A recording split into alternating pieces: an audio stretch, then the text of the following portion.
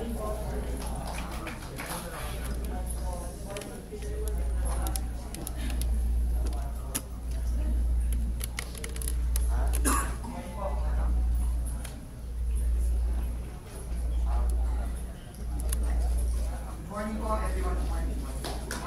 morning again, Sir.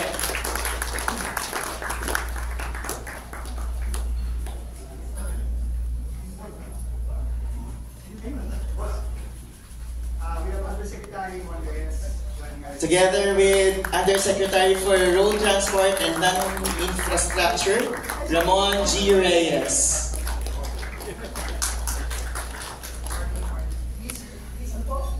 Sige po, pwede na po tayong magsiupo. Sige po, yung ating media po, balik na po tayo dun sa ating area. Later na lang po ang ating picture taking.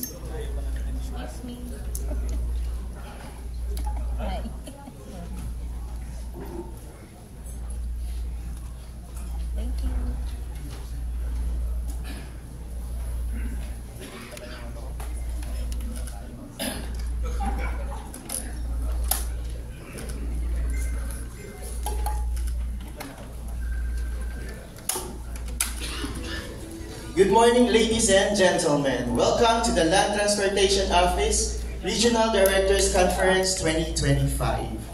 It is both an honor and a privilege to gather here today as we embark on another year of innovation, collaboration, and service excellence. With that, to formally start, may we request everyone to please rise for our invocation, to be followed by the singing of our national anthem, to be led by the LTO NCR Choral.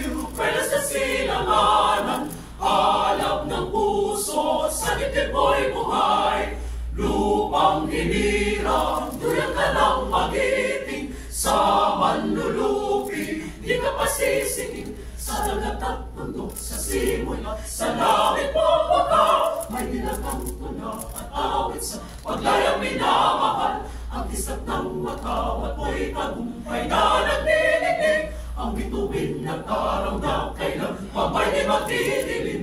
Lupa ng araw ng walang ating pagsinta. Buhay langit sa piling mo. Aming ligaya ng may mga api ang mamatay ng dahil sa'yo. Thank you, LTO NCR Coral. You may now all take your seats. Good morning once again and welcome to LTO Regional Directors Conference 2025. This conference serves as a vital platform for us to assess our progress, discuss key challenges, and align our strategies to strengthen and ensure that the LTO continues to provide efficient, transparent, and technology-driven services to the Filipino people. With the ever-evolving transportation landscape, we must remain steadfast in our commitment to safety, modernization, and public service. Before we officially start, allow me first to acknowledge the presence of the Honorable Secretary of the Department of Transportation, Vivencio B. Dizon, Undersecretary for Road Transport and Land Infrastructure, Mr. Ramon G. Reyes, Assistant Secretary for Road Transport and Land Infrastructure, Mr. Joscoro Reyes, our dearest Assistant Secretary, Attorney Vigor D. Mendoza II, and our very supportive Executive Director, Attorney Greg G. Pua Jr., the LTO Regional and Assistant Regional Directors, and of course, the officers and employees from LTO Central Office and Regional Offices. At this juncture, let us all listen to the Assistant Secretary Vigor D. Mendoza II for his welcome remarks and to officially introduce our guest of honor.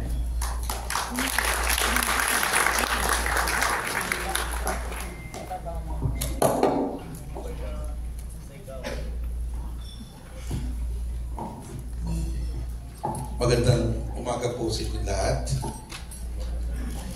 Sa mga nag-Amerikano at road coat and tie, kita niyo po ng bihis ng ating sekretarya. Malayo sa coat and tie. Medyo nagkamali tayo doon. No? So, I'm supposed to introduce our guest of honor, but I'm sure you know him more than I do. No? So let's do this. To liven up also the morning. No? Tingnan natin kung talagang magagaling yung mga regional director natin, assistant regional director, at division chiefs. No? I'm sure before you came here, you'll be wondering, sino kaya itong ating bagong sekretarya? Diba? And I'm sure most of you, if not all of you, in a way, Google this name already to get some background about him. No?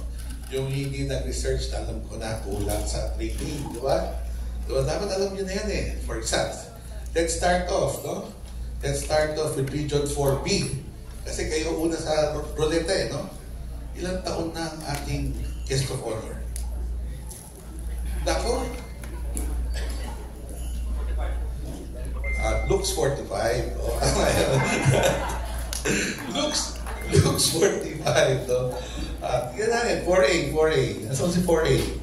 Si R.D. Elmer. R.D. Elmer, ilang taon na? 50 years old, tama. But looks 45, mas tama ka to. Pero 50 years old. Let's try, Region 3. Ito, pag ito hindi mo alam. Saan si Region 3? Yes, sir. Pag ito hindi mo alam, may problema ka na agad. Anong probinsya ang ating guest of honor? Saan galing? Pampanga, sir. Tanda mo yan, ha? Pampanga. Dito ba? Saan? Region 2. Saan Region 2? Si Francis Almora, yung ninong namin yung araw. Kasi saan nag-graduate ng kolehiyo ang ating guest of honor? Oh, correct. Lasar. Very good. No? Ito na. Siguro pang panghuli na to. Region 5. Region 5. Ito, kinabahan ka. Google kasi na Google. Ano, madali lang naman, no? Anong mga ginawa ng ating guest of honor before assuming the role of the Secretary of Transportation? Ano pa mga official na functions niya sa gobyerno? Pagtayo. PCBA. Okay, ano pa? Sa flagship projects, sa COVID, anti-COVID program, siya po yung vice chair. Okay. Tapos, na-COVID ba siya? So, natanong ko wala sa Wikipedia to na-COVID ba siya? Kasi siya in charge ng COVID logistics doon di ba?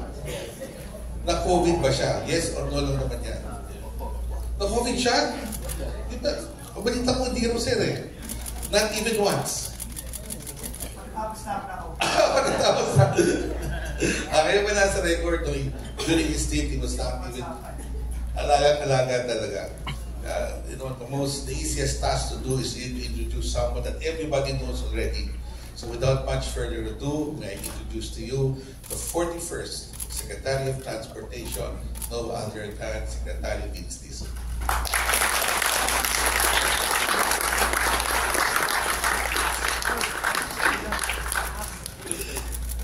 Asik Bigor, maraming salamat. Peace. Una-una po, salamat po ako sa lahat ng mga opisyalis ng LTO, yung mga importante natin mga officials ng LTO, at yung mga regional directors and assistant regional directors all over the country. I hope everybody had a pleasant travel for those who were coming from outside of Metro Manila. I hope everything was okay and walang aberya. Asik Bigor, maraming salamat. Very entertaining introduction. I think that's the most entertaining introduction I've ever experienced. Thank you very much, Asik. Really appreciate it. ED Greg, maraming salamat sa pag-assist mo sa ating magiting Assistant Secretary at LTO Head. Yusek Mon Reyes, whom I think you pretty much know very well. Matagal na rin siyang tumutulong sa LTO at tumutulong din kay Asik Bigor. And ang aking kaibigan na si Asik Juscor Reyes, hindi po siya tatay ni Yusek Mon. Not related. Pero magkamukha di ba? Magkamukha Asik Jojo, thank you very much for being here. And everyone, mga kaibigan natin sa media and everyone. Una-una po, I just wanted to say that ang trabaho po natin sa gobyerno, lalo na sa isang napaka-importanting frontline agency tulad ng LTO. By the way, bago ko tuloy, nakita ko yung aking mataging kaibigan na si Kaobet, sa transport groups, si Kaobet Martin. Matagal na po kami magkakilala. 20 years na siguro. And I think he will agree with me and all our partner transport groups will agree with me na napaka-importante po ng LTO being the frontline agency for motorists, and for public transport. Kasama na rin ang LTFRB. Frontline agency, ang ibig sabihin nun is tayo ang first point of contact ng ating mga kababayan. On a daily basis, libo-libong transaction po ang hinahandle ng ating mga RDs, ARDs, at ibang mga officials ng LTO all over the country. And transactions seems a cold word to use kasi pero ang ibig sabihin ng transaction, simple lang. Ang kababayan po natin, kayo ang kaharap. Kayo ang nagseservisyo sa ating mga kababayan on a daily basis. And I think ang pinaka-importante po siguro natin dapat tandaan at sa puso, sa araw-araw, yung pong salita ng ating mahal na Pangulo noong January. Nasabi ko na po ito sa isang press conference sa LTO noong Lunes. Ang sabi ni Pangulong Bongbong Marcos noong January, we are the people's servants, not their lords. Sa ibang salita, tayo'y nandito para magserbisyo para sa ating mga kababayan, hindi para maghari-harian. I think that is very important. Unfortunately, some of our officials in government seem to have forgotten that and have sometimes lost their way. And kailangan po tatandaan natin, isa puso natin yung salita ng ating mahal na Pangulo. And I think if all of us take that to heart, that we are the people's servants, not their lords, I think we will be giving our people the best kind of service on a daily basis. Pero madali po kasi makalimutan yun. Dahil ang poder at ang otoridad, minsan, talagang nakaka-corrupt. Sabi nga nila, di ba? Absolute power corrupts absolutely. And tingin ko napaka-importante nun. Marami kayong pag-uusapan dito sa conference na ito. Maraming mga kailangan ayusin sa LTO. Maraming kailangan mga dapat baguhin sa LTO at sa DOTR. Pero kung aalis tayo dito, na yun lang ang matatandaan natin, yung salita ng ating mahal na Pangulo, ang tatandaan natin, tingin ko, enough na yun para bumuti ang servisyo natin sa ating mga kababayan. Because power and authority is no license. It's never a license to abuse. It's never a license to take advantage. Hindi po siya lisensya para pahirapan ang ating mga kababayan. Para lang sa kahit anong rason. Pero sadly nga, minsan, umaabot tayo sa gano'n. And kailangan mabago ito yun. And I think that's the message of our President to all of us as public servants. And we need to take that to heart and we need to live that on a daily basis. Hindi po madali. I've been in government for so long already. And sometimes power is really intoxicating. Pagka ikaw ay regional director, or assistant regional director, ikaw ay USEC, ASEC, SEC, minsan talagang nakakalasing ang poder. Lahat sumisip-sip sa'yo, lahat itingin, ikaw ang boss. Pero hindi dapat ganun.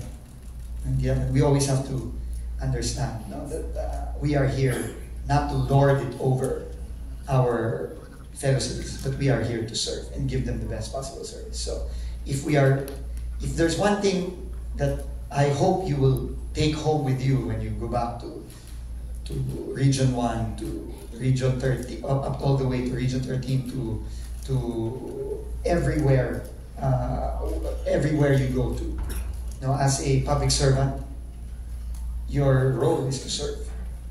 Hindi para, not to lord it over, hindi para maghari-hari, hindi para mag-servisyo sa mga kababayan natin.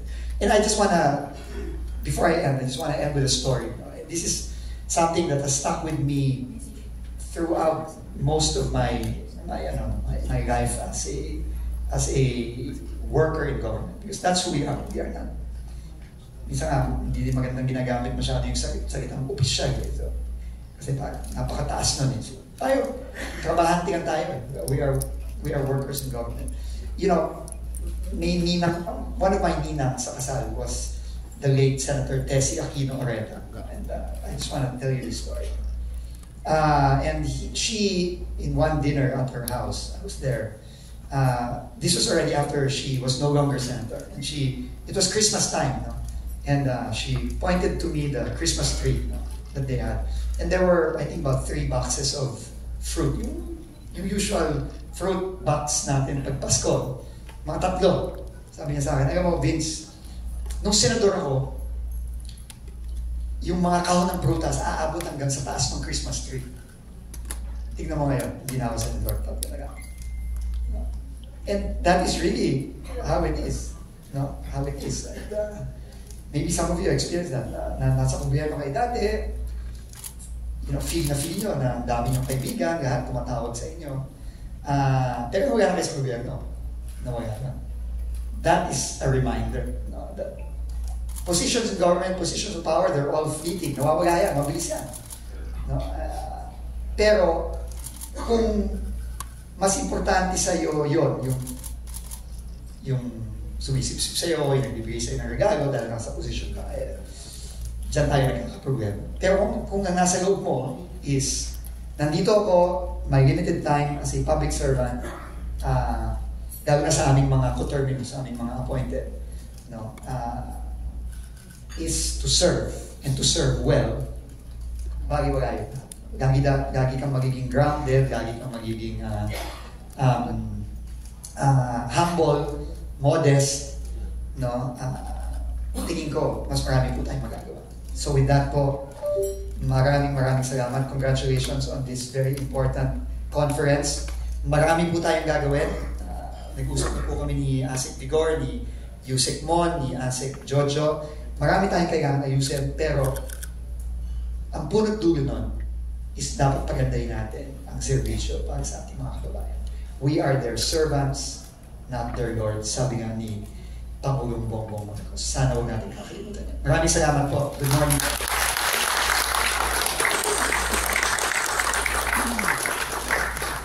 Thank you very much once again, Seth, for reminding us that we are all public servants. Alright, so with that, we would like to ask the ARDs and RDs to come in front together with our officials for a photo opportunity. Our group picture na lang po, alright? So we'll start, all of them na sir. Alright, sige po, dito na po tayong lahat sa stage.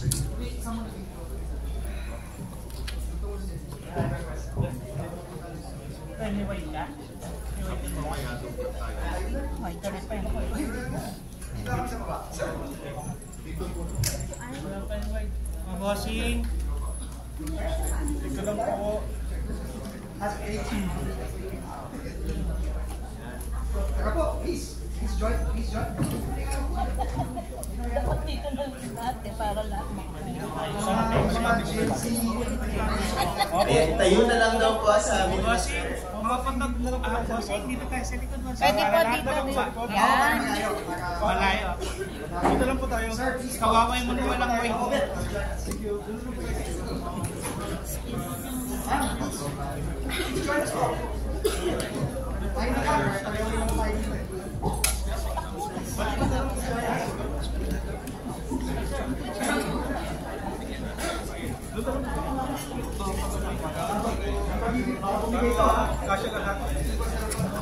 Boss, yung iba po sa alam po. Dito na kami. Ano lang mag-gano'n. Ikot na lang po doon. Matakan na. Sige, mauna na po. Ay na po yan. Nasa harap, mauna na po tayo.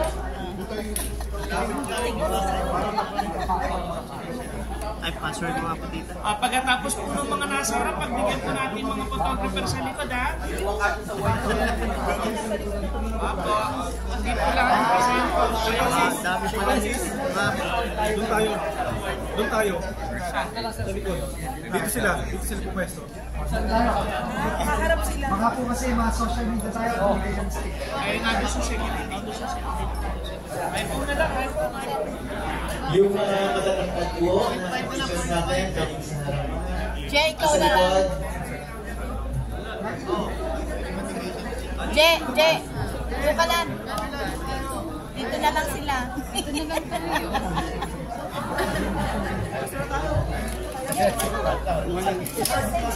Ayan, may request po yung artists natin to stay po on the stage para sa ayun.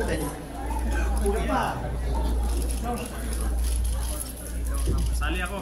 Hindi lahat kita. Sali tayo.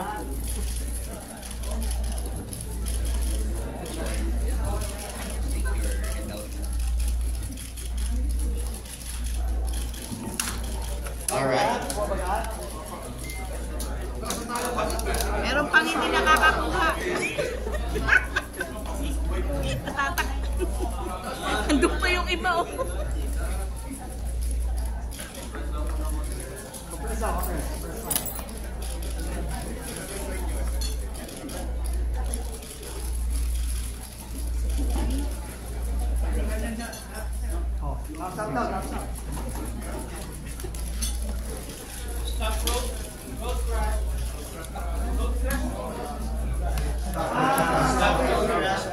Ayan.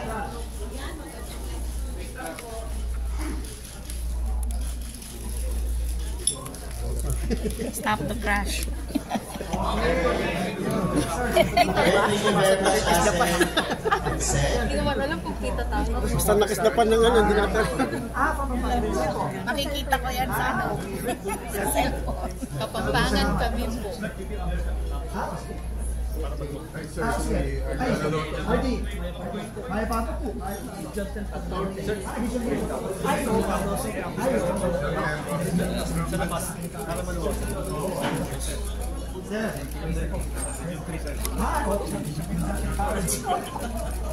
Lord, may pangadam siya. Sabi ni Secretary Mina, ay, nako! Kamagin siya. Sabi niya, magpakilala ko.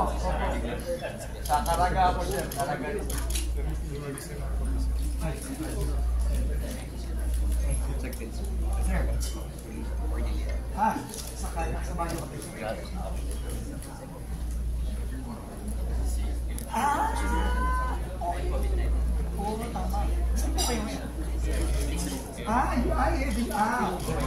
I'll be there on.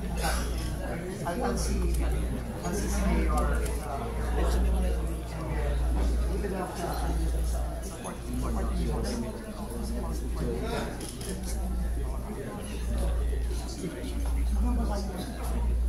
of course.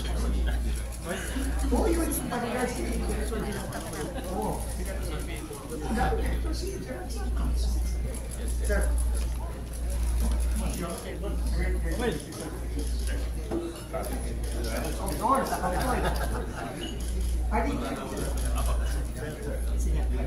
Yes, sir.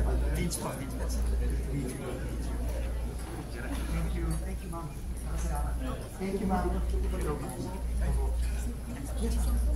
Mama, siya po po kayo. Sir.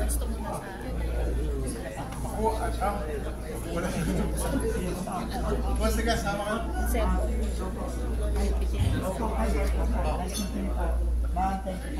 Thank you. Good luck. Good luck po. Good luck. Yes.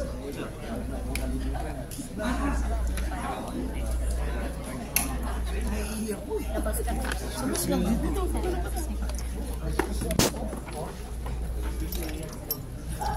Ayos na siya, no?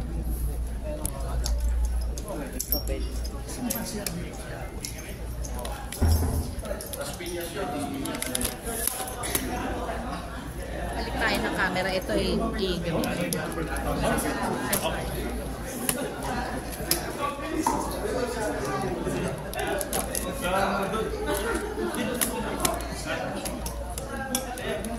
Uy, gusto ka na. Ano naman? Naka na siya. Isarado mo muna, siguraduhin. Hindi, ano, hindi pa. Yan na, blur.